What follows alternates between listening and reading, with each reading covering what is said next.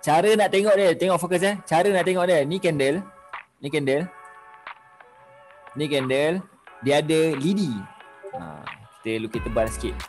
Ataupun shadow. Okay, ataupun wick. Ikut mana korang nak panggil pun. Okay. Candle ni dia ada shadow atas, shadow bawah, betul?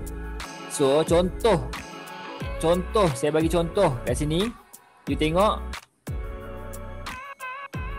Tengok dekat situ. Kalau tak nampak, sekejap saya akan zoom kan. Okay, tengok kawasan ni. Ni kawasan ni. Okay, dia ada apa kat sini? Dia ada candle dan ada shadow. Okay, ada candle, body. Lepas tu dia ada shadow. Shadow nombor bawah ni. So, ini ialah kawasan high low.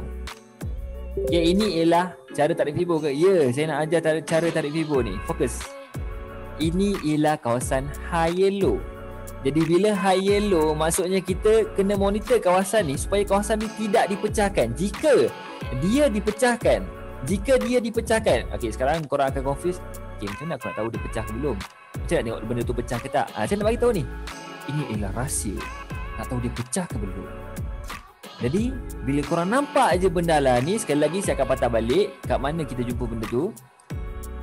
Okey, nampak tak? Nampak tak sekarang? Ni saya tunjuk sekali lagi dan fokus benda ni. Saya nak zoom. Bila zoom benda ni hilang. Jadi kena fokus, tengok Higher, high, higher, low. Higher, high, higher, low. Higher, high, higher, low. Higher, high, higher, low. Dok gi dah higher, high. Higher, low pun tidak. No, boom. Sap. High low dah tak ada, dia jadi lower low. Bila dah lower low kan saya cakap sama ada dia create new high high, new high high selepas dia counter trend, ataupun dia buat lower low selepas dia counter trend. Trend ialah ke atas, dia counter, dia buat lower low, maka waktu tu baru you boleh tarik, betul? So nak tahu, saya nak cerita pasal ni, saya nak cerita pasal break ni. Macam mana yang kita nak tahu dia break?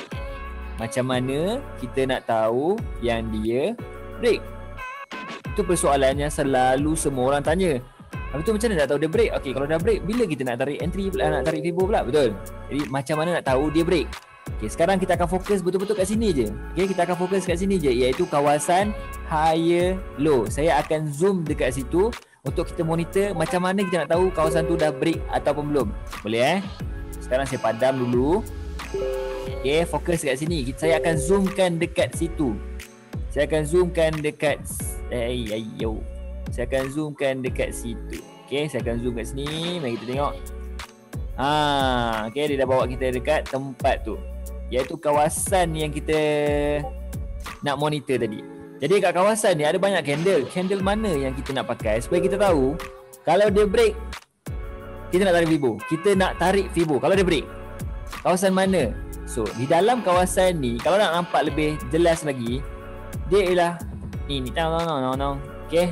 Ini ialah dalam bentuk line chart. Tada.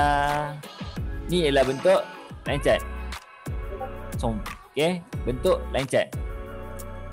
Di dalam line chart, korang tak boleh nampak benda apa pun. Just korang nampak ialah inilah tempat yang paling rendah. Okay. Itulah tempat yang paling rendah. Which is here, betul? Itulah tempat paling rendah. Tetapi bila korang menggunakan candlestick, you nampak dekat mana yang paling rendah? Dekat sini bang. Dekat situ yang paling rendah. Sebab apa? Sebab saya cakap tadi, ada candle, lepas tu dia mesti ada dia punya shadow. Jadi shadow ni yang saya nak cerita tadi tu ialah jika kita sedang monitor bahagian bawah, supaya kita nak tengok dia break ke tidak kawasan ni, dia break ataupun tidak. So apa yang you nak kena buat ialah you kena ambil yang paling rendah. So dalam kawasan sideways ni tadi, line ni lah yang paling rendah, maka kita gunakan horizontal line dekat yang paling rendah ni lah. Okay, instead of kita pakai dekat sini tadi. So now apa yang kita boleh buat ialah kita delete benda lain ni, kita monitor dekat sini je sama ada dah break ataupun tidak. Soalannya, break tu macam mana? Tak faham. Sampai hari ni tak faham lagi. Break tu macam mana? Saya tak faham lah. Kadang-kadang saya nampak dia dah break, tiba-tiba dia masuk balik.